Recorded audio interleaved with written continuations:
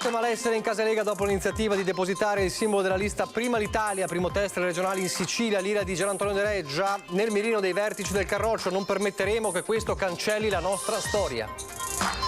Non solo Veneto Banca e rischi prescrizione, la giustizia a Treviso continua a essere bloccata e l'arrivo di personale ausiliario non basta, l'allarme del mondo degli avvocati. Giusto inviare armi agli ucraini, con Putin non c'è speranza di pace. Le parole dell'ultimo partigiano di Treviso, il 96enne Ettore Baragaggio, alla vigilia di un 25 aprile reso incandescente dalle polemiche all'interno dell'ANPI. Il 28 aprile del 45 fu ucciso a Milano dai partigiani perché accusato a torto di essere stato un dirigente fascista e proprio da Milano nasce l'idea di dedicare una via all'ingegnere trevigiano. Api avvelenate durante il fine settimana, la denuncia arriva da diversi apicoltori che lanciano un appello non agli agricoltori ma a tutti i cittadini. 3 progetti di importante riqualificazione per paese saranno possibili con l'arrivo previsto di quasi 5 milioni di euro dai fondi di rigenerazione urbana. Conclusa oggi la 3 giorni della donata sezionale degli Alpini di Treviso, a Fontanelle allo sfilamento 1000 tra penne nere e simpatizzanti, adesso dicono tutti a Rimini per la donata nazionale. Sport volley, sesta finale scudetto, quarta consecutiva per l'Imoco Conegliano che ieri ha battuto Scandicci anche in gara 2 delle semifinali. Telespettatori di Antena 3, buonasera, ben ritrovati. Il telegiornale di Treviso e dunque in primo piano c'è la politica, continuano ad esserci forti malesseri e malumori all'interno della Lega. L'ultima occasione per questi malesseri, l'iniziativa di Matteo Salvini di depositare il simbolo del movimento Prima l'Italia. Il banco di prova saranno le regionali in Sicilia, ma c'è la netta opposizione della base e non solo. L'opposizione di volti storici come l'europarlamentare Gian Antonio De Reggia, già nel mirino del Carroccio negli ultimi mesi. Perdere il simbolo Alberto Giussano per noi è fondamentale, è imprescindibile e su quel simbolo noi faremo chiaramente le barricate. Messaggio chiaro e diretto alla dirigenza della Lega da uno dei grandi vecchi del partito, stanco di registrare il malcontento crescente dalla base. Gian Antonio Da Re, come nel suo stile, non le manda a dire quando, come nel caso Sicilia, da via Bellerio si stanno progettando le prossime regionali con un nuovo partito, Prima l'Italia, e il relativo nuovo simbolo. Non ho capito, la Sicilia è un mondo a sé, la Sicilia forse non è neanche più un'isola, è un continente politico dove si fanno degli esperimenti, gli esperimenti li vedremo dopo giugno. Un tempo da resa dei conti sia al sud che al nord e nello specifico a Verona. Verona è una città importantissima, forse la città più importante che va al voto alle amministrative. Il ritorno di Flavio Tosi è un ritorno che si sapeva, lui non ha mai mollato e questo ha messo in difficoltà il centrodestra. Da una parte c'è Sborina con Lega e Fratelli d'Italia, dall'altra Tosi con Forza Italia, non ancora ufficializzato, ma è chiaro che c'è una spaccatura o comunque una non condivisione sul sindaco uscente. Cose che una dirigenza dovrebbe prevenire anziché curare, sottolinea l'ex segretario della Liga Veneta, che non nasconde la sua delusione su tutta la linea. Vedo dai giornali dei cambiamenti radicali, non li ho visti con un congresso, non li ho visti con assemblee, non li ho visti con riunioni di partito, ma solo così, buttate sulla stampa, e questo mi addolora perché il nostro è sempre stato un partito di confronto dove ci si scontra all'interno anche sulle tematiche importanti, ma si arrivava a una conclusione condivisa. Malessere che inevitabilmente, sottolinea l'attuale eurodeputato, si rifletterà nelle prossime amministrative, mentre la vera rivoluzione, prevede Da Re, arriverà dopo. Più che alle prossime amministrative, alle prossime politiche, questo sarà un tema molto importante da discutere, spero in una fase congressuale, perché con i congressi si riesce a trovare una linea politica e capire dove va questo movimento politico che si chiama Lega, che è molto importante sul nostro territorio e che non deve essere sminuito e soprattutto dimenticato. Parole forti dunque, la Lega non deve essere dimenticata, quelle di Gian Antonio Da Re. Vedremo se ci saranno poi ulteriori ripercussioni anche per queste prese di posizione che, dice Da Re, sono comunque forti all'interno di tutto il Carroccio e non solo nella base.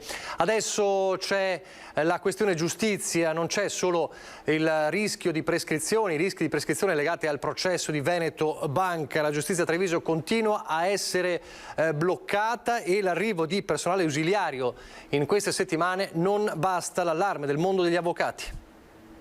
Il grido di dolore è fortissimo, noi non abbiamo bisogno solo di personale ausiliario, adesso ne sono arrivati 35 persone nuove grazie all'ufficio del processo, ma noi avremo bisogno tra civile e penale almeno di 15 giudici. Non c'è solo il grande problema del processo Veneto Banca e il rischio di una prescrizione concretissima che si trasformerebbe in uno schiaffo impossibile da assorbire per i risparmiatori truffati. C'è un intero sistema in blocco per la carenza di personale al Tribunale di Treviso, paradossalmente anche per la mole di lavoro sul crack dell'istituto bancario. A prescindere dalla questione di Veneto Banca, che è una questione di un processo molto complesso, e veramente mi auguro che il dottor Bortoli e tanti altri giudici che ci sono a Treviso facciano nel più breve tempo possibile per tutelare ovviamente le persone che hanno perso tantissimi soldi. Detto questo, vi dico di più, il Tribunale di Treviso dal punto di vista penale è bloccato da 1 anno e mezzo perché ci sono solo ed esclusivamente i processi che riguardano Veneto Banca, ci sono ovviamente le direttissime, tutto il resto, querele anche, ripeto così, relative magari anche a questioni di diritto di famiglia, non vengono neanche prese in considerazione perché non c'è il personale. E se il personale ausiliario è arrivato, c'è da ricordare che è a tempo determinato e soprattutto servono anche giudici.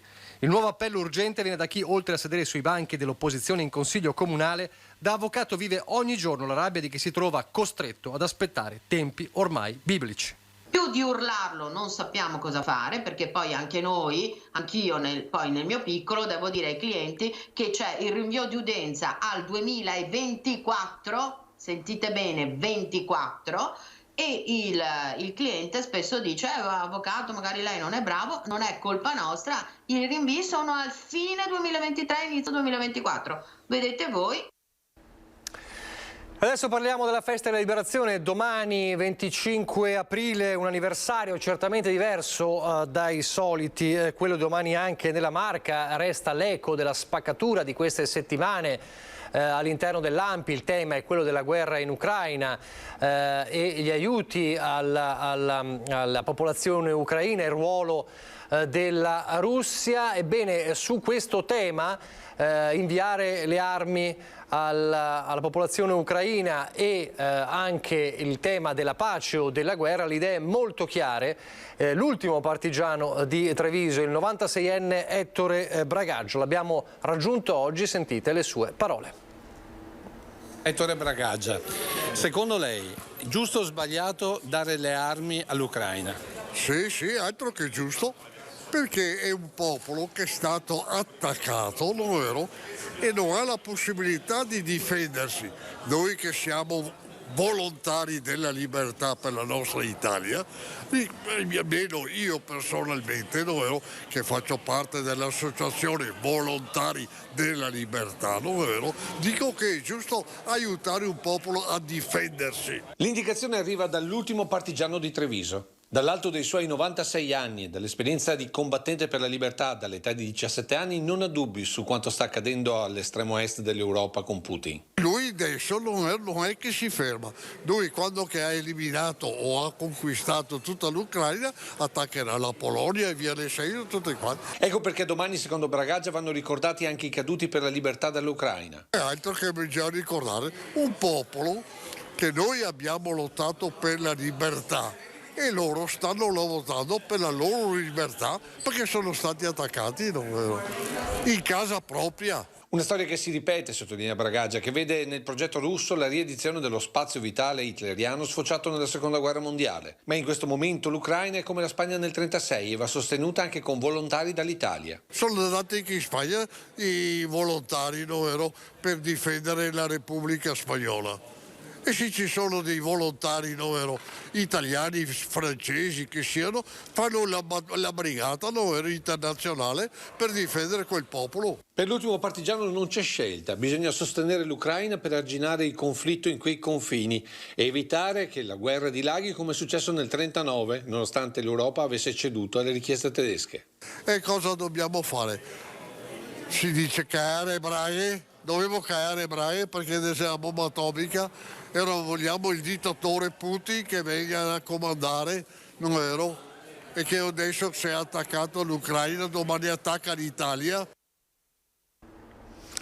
Storie della memoria e della liberazione, sempre in ricordo di quanto avverrà domani, e poi ci sono anche le altre storie. Il 28 aprile del 1945 ci fu la morte di Ugo Gobbato, l'ingegnere trevigiano di Volpago del Montello, accusato a torto di essere stato un dirigente fascista e per questo ucciso dai partigiani a Milano. E proprio dal capoluogo lombardo nasce in questi giorni l'idea di dedicare una via o una piazza a questo personaggio spesso dimenticato che salvò l'Alfa Romeo dal fallimento e regalò il cavallino rampante a Enzo Ferrari. Intitolare una via a un giardino di Milano per risarcire l'onore calpestato da un colpo di pistola per mano partigiana. L'iniziativa è stata rilanciata ieri dal quotidiano Meneghino Il Giorno per un trevigiano dimenticato dalla storia proprio per non riaccendere gli animi vendicativi successivi alla fine della Seconda Guerra Mondiale. Perché la storia dell'ingegnere Ugo Gobbato di Volpago del Montello è un pezzo di storia italiana che grazie a lui continua a vivere, raccontata anche in questa mostra itinerante con fotografie d'epoca davvero uniche. Ma l'Italia non lo sa, se non per alcune comunità come Pomigliano d'Arco, che gli ha dedicato lo stadio, o Volpago del Montello, dove in suo nome è stata intitolata la sala consiliare. Eppure se la Fiat è diventata l'automobile italiana, lo si deve per Gobbato, che ha progettato il Lingotto a Torino e la prima catena di montaggio in Europa. E se esiste ancora l'Alfa Romeo, lo si deve sempre a questo ingegnere dall'animo trevigiano, che accettò la sfida proposta da Mussolini, che non voleva il fallimento del Biscione. E se la Ferrari è la Ferrari, lo si deve sempre a Gobbato, che assunse un giovanissimo Enzo Ferrari regalandogli l'inconfondibile cavallino rampante avuto dalla mamma. Il cavaliere rampante certamente venne donato da Francesco Baracca alla madre di Ugo Gobbato, perché Francesco Baracca, essendo un ufficiale di cavalleria, spesso andava a trovare per amicizie con gli agnoletti la madre di Ugo Gobbato, e quel cavallino rampante è ancora sopra la casa di Gobbato come segnavento, ed è una testimonianza della grande storia che c'è dietro questo cavallino rampante. Ugo Gobbato, pur essendo un tecnico, non avendo mai preso la tessera del partito fascista, pur avendo salvato tanta gente dalla deportazione in Germania, il 26 aprile del 1945 venne processato come dirigente fascista a Milano da un tribunale partigiano. Pur assolto, 2 giorni dopo venne fredato a pochi metri dalla sua Alfa Romeo per mano partigiana, poi salvata dall'amnistia.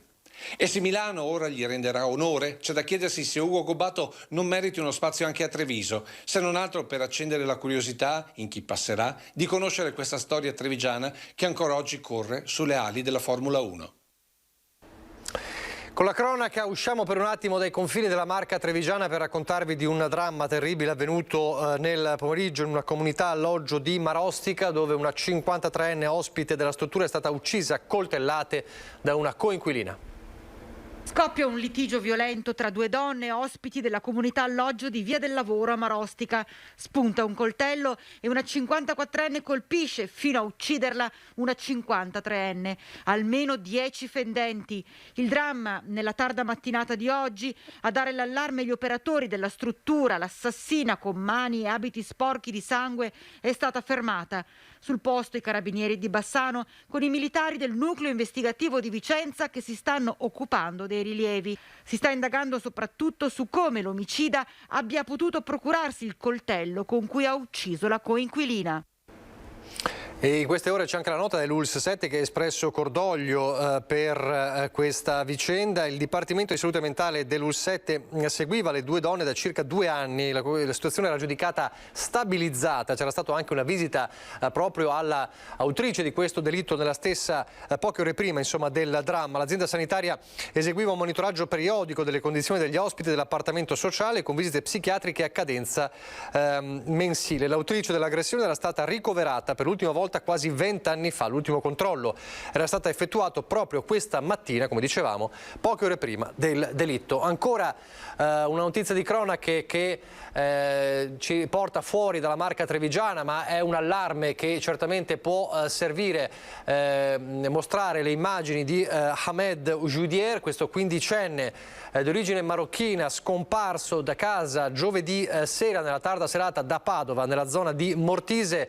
Si sta cercando cercando questo ragazzo incessantemente, è scomparso dopo essere uscito di casa in bicicletta, e l'inquietudine nasce soprattutto dal fatto che negli ultimi messaggi alla fidanzata ha fatto capire di aver paura per alcune minacce, temeva per la sua incolumità e sembra quasi aver detto addio alla fidanzatina. Non si conoscono i problemi che assillano questo giovane, non è chiaro se sia stato preso di mira da qualche bullo o si sia messo nei guai. In ogni caso si cerca questo ragazzo e chiunque abbia notizie o abbia visto questo ragazzo chiami il 388 428 6326, ripeto 388 428 6326, oppure chiaramente le forze dell'ordine. Torniamo al Trevigiano e sempre con la cronaca, perché resta in gravi condizioni il 21enne di nazionalità marocchina che ieri mattina si è cosparso il corpo di alcol e poi si è dato fuoco, un evidente stato di alterazione a Montebelluna. Il fatto, l'abbiamo raccontato ieri, è accaduto all'interno del sottopasso pedonale della stazione ferroviaria. Il giovane, dopo essersi dato fuoco, si è diretto verso l'uscita del sottopasso ed è entrato all'interno di un vicino esercizio pubblico dove i presenti, pur sotto shock, sono riusciti a spegnere le fiamme ed allertare i soccorsi. Il giovane è stato trasferito al reparto grandi ustionati di Padova. Le condizioni sono definite critiche. Adesso torniamo a parlare di economia, o meglio delle criticità sia per quanto riguarda il lavoro che per quanto riguarda i salari e le condizioni delle famiglie in questo periodo molto difficile. C'è però tra i tanti temi da affrontare per la neosegretaria della CGIL del Veneto, Tiziana Basso, una urgenza prima di tutto, e cioè ripristinare l'obbligo della clausola sociale nel DDL appalti. Sentite. La clausola sociale era garanzia per i lavoratori nei passaggi degli appalti. È un punto fondamentale, questo è un tema urgentissimo. Tra le tante partite aperte in Veneto c'è subito una sfida cruciale da affrontare per Tiziana Basso, neosegretaria regionale della CGIL, e si chiama scomparsa della clausola sociale, cioè l'obbligo per le ditte che subentrano nella gestione degli appalti di riassumere tutto il personale impegnato. Il DDL appalti ha cambiato le carte in tavola, trasformando l'obbligo in facoltà ed esponendo così decine di migliaia di lavoratori solo nella Marca a rischio di perdere la propria occupazione. Per i sindacati è necessario il ripristino dell'obbligo della clausola. Abbiamo scritto anche a Zaia e agli assessori competenti perché ci convochi, perché questo è un tema veramente essenziale. Il rischio concreto che appunto ci sia una perdita di posti di lavoro e una svalorizzazione tra l'altro appunto nei passaggi, quindi una mancata applicazione ai contratti collettivi nazionali, è fortissimo. Chiediamo anche alla Regione Veneto un intervento diretto. Veneto e lavoro significa anche entrare nella polemica che vede il settore turismo e ristorazione lamentare l'ormai urgente mancanza di personale, puntando il dito sulla scarsa attitudine dei giovani. Niente di più errato, secondo Basso, e per due motivi. Durante la pandemia si è visto che i lavoratori che lavoravano in questo settore, giovani e donne soprattutto, perché il tema riguarda anche le donne, si sono trovate senza lavoro, sono stati quelli che hanno pagato di più, però in questo periodo hanno cercato anche altre occupazioni, quindi il tema è che questi si sono rioccupati da altre parti. Poi il tema è anche appunto una giusta retribuzione. Io credo che il settore del turismo, della ristorazione debba essere riqualificato, debba essere un settore che appunto ha la giusta retribuzione. Meccanismi come quelli del tirocinio, dei contratti a chiamata, dei contratti a part-time, sono meccanismi che non rispondono alla qualità che deve avere questo lavoro, quindi non c'è un tema dal mio punto di vista di rifiuto. I giovani sono pochi, questo è un dato di fatto, i dati anagrafici parlano chiaro, per prima cosa. Per seconda cosa appunto devono essere retribuiti in maniera corretta. Io credo che se l'offerta lavorativa sia congrua, i giovani accettano. In generale, infine, la sfida ad ampio raggio più importante riguarda la crisi di risorse economiche nelle famiglie, causa rincari, con il rischio di uno scontro sociale sempre più violento. Il tema è l'impoverimento anche di chi lavora e quindi su questo siamo impegnati, perché non possiamo affrontare la situazione attuale senza alcuni interventi di sostegno alle famiglie e alle persone, perché appunto si parla della perdita di una se non due mensilità, e quindi questo, il tema dei salari e delle pensioni, è un tema fondamentale. E poi ci sono gli imprenditori che vengono colpiti dai venti di crisi nella guerra in Ucraina. Tra i tanti settori per il caro energetico, per il caro delle materie prime, per l'assenza di materie prime, c'è quello il settore del mobile, importante nella Marca trevigiana. E allora come sopravvivere a questa situazione? Secondo uno dei volti storici del settore bisognerà puntare sulla qualità e sulla creatività. Sopravviverà. Non dimentichiamo che questo è un settore non ad alta tecnologia, di conseguenza sopravviverà se c'è alta creatività e alta artigianalità. Il soggetto è il settore del mobile trevigiano, il commento è da parte di uno storico imprenditore del settore con clienti solo all'estero. Dall'alto dei suoi 80 anni vede lungo Fioravante Piovesana sul futuro delle nostre fabbriche e i relativi posti di lavoro. Ci accoglie nel cuore della sua azienda, il magazzino vendite. Per un'impresa come la nostra, che esporta il 100% e che ha una discreta fetta di fatturato nei paesi, in Russia, in Ucraina e in tutti i paesi russofoni, la guerra evidentemente ha e avrà le sue conseguenze. Un mercato che vale 3 milioni di euro e che solo per l'Ucraina ora è azzerato. Discorso diverso per il mercato russo e relative sanzioni. Certamente dipenderà molto dalla valuta e dipenderà da quanto l'uscita di tante aziende importanti multinazionali dal territorio russo inciderà sul livello di vita e quindi sull'occupazione russa.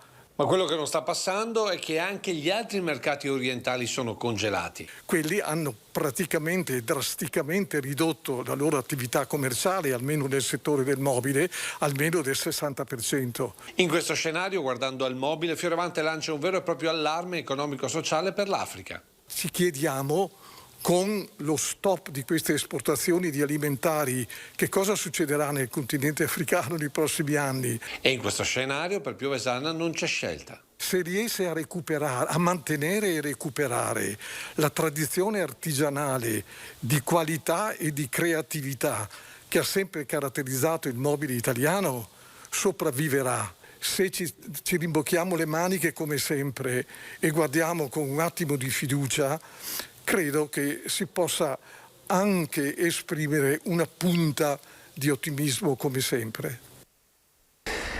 Torniamo alla cronaca, sono entrati forzando la porta che fa accedere all'ufficio anagrafe ladri in azione nel municipio di Possagno. Il blitz nel tardo pomeriggio di ieri, una volta dentro i ladri hanno scassinato il distributore automatico di bevande portando via 30 euro. Sul posto i carabinieri di Pieve del Grappa.